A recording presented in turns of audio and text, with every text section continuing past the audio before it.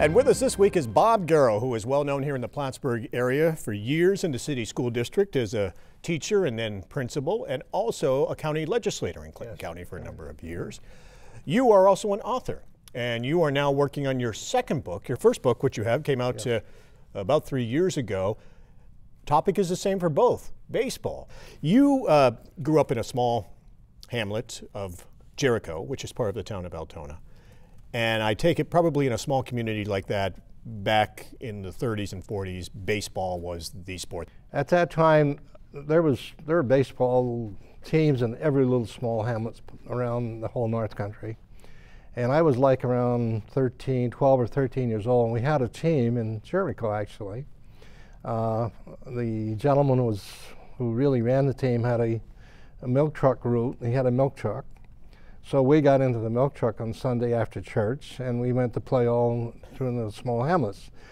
I was the scorekeeper, so hopefully we had 9 players. So hopefully somebody would be out or ill and not be able to make it. I played. So that was my first experience with baseball. Yeah, that was fun. And that's what you write about in this book. Back over a century, beginning in the Civil War era, right up until the 1960s and early 70s, town teams were a big part of the culture here. They were in almost every little hamlet had a team made up of locals who would go from town to town and play baseball. Definitely. And it was mostly Sunday afternoon games? Yes. And there was a social aspect to it also. It was sort of a community thing, and a lot of the communities closed the shops and they went to the games and they had picnics after. Actually, some communities had bands back then, you know, and so there was a band that played. And so they would go to church in the morning and then have bands and picnics and baseball in the afternoon. That's right. And as you mentioned, this really was a social gathering. This brought hundreds, if not thousands of people to these fields to watch their teams play. Right.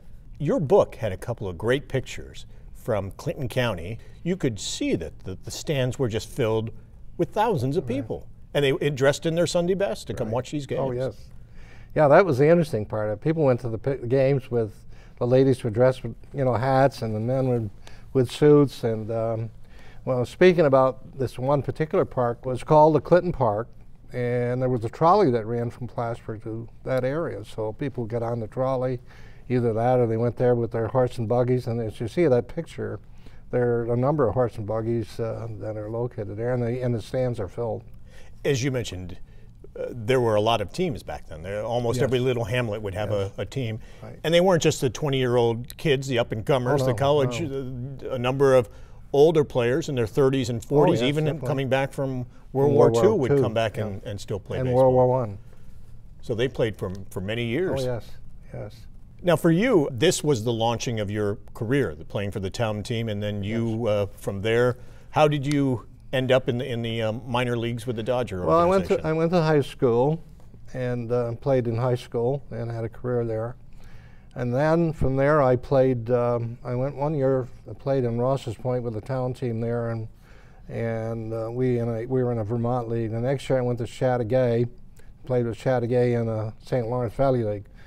And at that time, there was someone who saw me pitching there from Canada. So they asked, I went to play in a place called Malartic, Quebec, which was about 350 to 400 miles northwest of Montreal. These were mining towns. It was a very good league, had a lot of hockey players that played.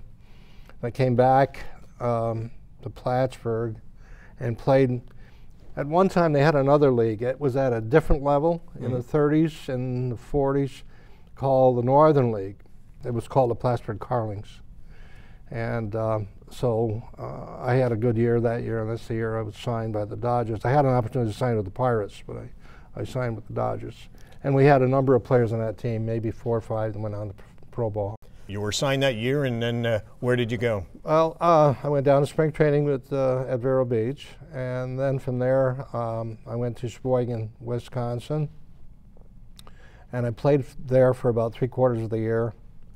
And then they sent me over to Hornell. Hornell was in they were just trying to get into the playoffs and needed another pitcher.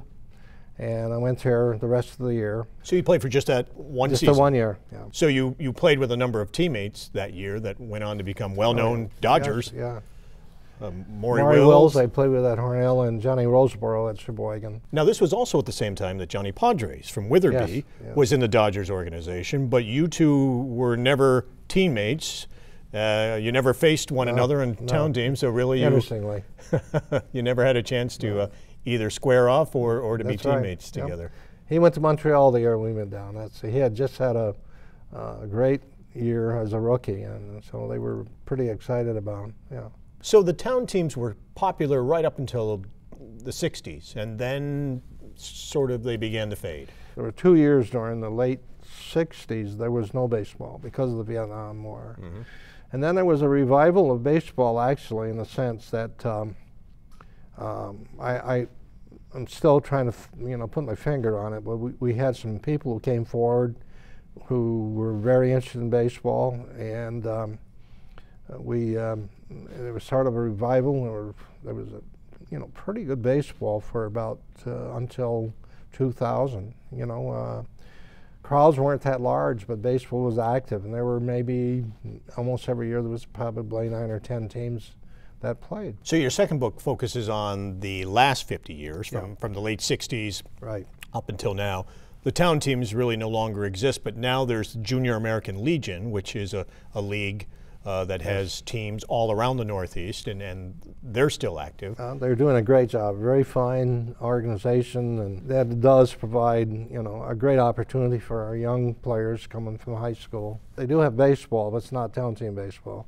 The only real active town team is Line Mountain. I don't know if they'll ever quit playing baseball. So they're still playing. Oh, yeah. The team in Line Yeah, Mountain. yeah. So baseball is still alive, and you still find teams. It's just not the heyday that it was back in the late 1800s and through the 1900s. Yeah, they play very small crowds, maybe their relatives and close friends. Slowly and slowly, it's died because, well, you try to put your finger on what it is. I think there was an explosion of softball. I mean, softball is just very popular. Well, we'll look forward to this new book. The original book, again, called The Only Game in Town, Baseball in the North Country, 1860 to 1960. Right. That was the first one. That's available through Bloated Toe Publishing. Right. And you'll find that at bookstores all around the North Country. Yep. And no title for the new one, but you're hoping that will be out sometime within the next year or so. Yes. Good. Bob Garrow, thank you very much for taking the time to come talk with us. Well, thank you for giving me the opportunity.